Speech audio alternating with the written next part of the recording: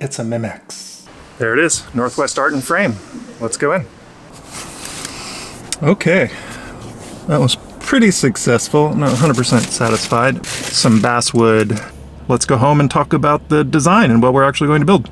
Okay, now that we're back home, let's dig into computer-aided design, also known as CAD, and the process of thinking up what a tiny Memex can be. First thing in any design process is research. You have to go out there and understand who you're building for, what you're building, the context in which it is built, the context in which it will be used, what people want, what people desire. You really have to dig in and understand who you are serving. In 2014, I had already done a lot of research just by being in the Xerox PARC computer science lab as a prototype engineer.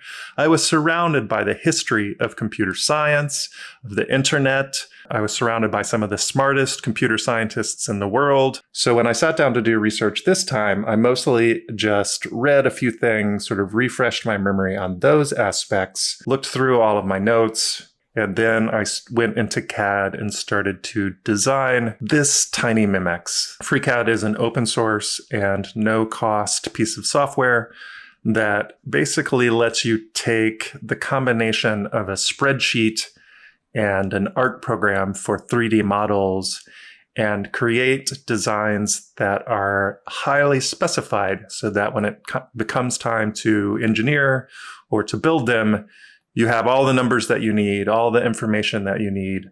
And then as the design evolves, I can change those numbers without having to rework all of the pieces and parts of the design that are affected by that change. So for example, I can make the desktop 100 millimeters wide at some point.